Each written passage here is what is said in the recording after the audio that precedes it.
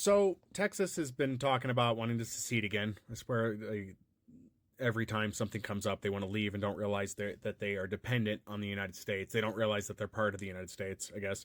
But there have been too many videos already, or enough videos, I should say, explaining why it is Texas can't really do anything, and if they do leave, it's not going to be in their best interest. And a number of states like, we'll join them, and we're just going to skip over the entire conversation at this point about how if more states try to do that, those states are now traitorous, and we've dealt with traitorous states before. And I know a lot of people are like, yeah, civil war, and so let's address that portion. Let's say there is a civil war. Let's say that civil war breaks out, and now it really is right versus left. And this is why it's important that you understand the issues, because if it is right versus left, and you don't understand those issues, you're quickly going to get mixed up in a side you may not support. I'm not going to say right or wrong side, because, if it's the side you support, to you, it's not going to be wrong, and that's just going to muddle this conversation. But something that people need to be aware of, though, particularly those on sides that are making fun of people that, say, drive Priuses and assume those people are unarmed, you need to be aware that not all of us who are not, don't tread on me folks, who aren't Al-Qaeda, are not incapable. A lot of us have spent time educating ourselves on how to survive. We have trained ourselves on how to defend ourselves, and we do know how to use firearms. Just because we don't own any doesn't mean we don't know how to use them. Just because we don't own any doesn't mean we don't have access to them. You're really, really underestimating an opposition force that will most likely stop you.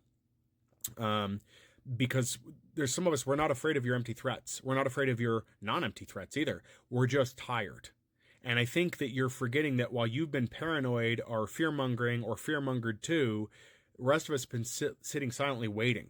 And some of us are just as eager as you, because people like me, and I don't know how many people are of the same mindset, I know I'm not alone, but some of us are so tired of you people just rattling your cages and being disgusting that we are waiting for the opportunity to eliminate you, because as we see it, you're ruining our country. You are ruining the lives of people who don't deserve it. You are putting innocent people in danger. There are people like me who are ready for a civil war. We are. Because if it means that I can stop the people who are, threatening trans lives, who are, threatening people in LGBTQ plus, and I know that there's a conflict where I have the opportunity to take you people out to stop you from ruining those people's lives, and I have full ability to do so because I have the backing of the United States of America, of the federal government at that point, because in a civil war, let's be honest here, the federal government is not going to be backing Al-Qaeda. I'm just going to keep using that term because I liked it, but they're not going to be backing you. And I am not active duty. I'm not in reserves or anything. But if I know there's a threat, a domestic threat especially, that I can take care of, I'll sign up in a hurry. I'll be ready. One, I need the work. And if I can get paid to do it, that's a bonus for me. Because I've already been through trauma. A lot of us have already been through trauma. But we're keeping the peace and doing what we're supposed to do. And you guys are disturbing that peace, and you keep inching it further and further. Do you really think it's just going to be the right-wing populace is just going to rise up and take everything over? No, it's not. And yeah, some of you are tough. Yeah, sure. But not enough of you. And a lot of us have already lost it. A lot of us are already past the breaking point that when that time comes, we're going to do what we have to do. We will clean house. We're just waiting for the go-ahead so that we can do it properly. So, that's the thing is you underestimate one side. And I think that every piece of writing has forgotten that. I watched a movie the other day, Leave the World Behind, and they always portray it as like the white middle class family that's just inept. And I ain't white middle class. I'm not. And I know plenty of people who are not white nor middle class who are ready to do what it takes to take the country back from those ruining that have been holding them down. Because once the corporations are out of the way, once those people are out of the way, and it's just people on the ground taking back neighborhoods and everything else, I guarantee you the people like me have a lot more to fight for than the people like you who have been fighting just to keep your firearms rights that have been duped. Because we know what's going on. We actually have a grasp on things, and we're a lot more sane in things. Do I want a civil war? No, I don't, because I think it's just ridiculous we have to get to that part, but we're overdue, aren't we? I've talked about this before. We're overdue for that kind of conflict. But if you think for a minute that I'm afraid or that I'm not going to be able to handle what happens, you're going to be really surprised when a lot of us are taking things in our own hands first before you even get a chance. A lot of you think that because you're prepped, you're ready to go. You're not. You have this wet dream about how you're just gonna take back the country, and it's like, oh, you've already lost it.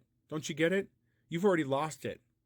Like, sure, you guys had your little party at the White House, but if you guys were seriously ready, if you were as ready as you said you were, the White House would have been worse than it was. And it just showed how ridiculous you guys are and how you need someone to follow.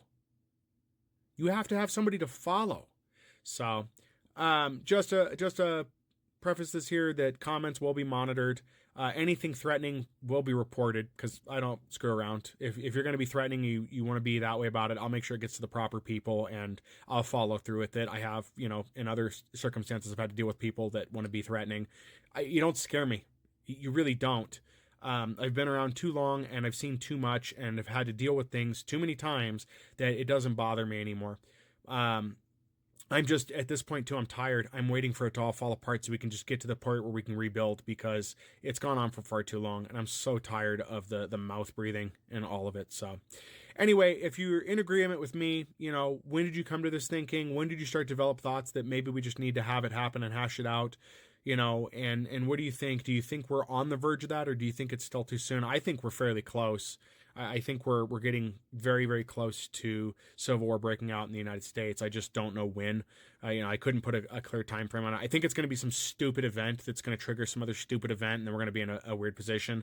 Also, just a side note, I am looking forward to the A24 movie Civil War. I want to see how that pairs with things and see what that has to say about things. There's no book for that movie, by the way, so this is just the director taking this on and putting his own story out there, which is kind of disappointing, because I was hoping there'd be a book I could read for reference. But anyway, what are your thoughts, guys?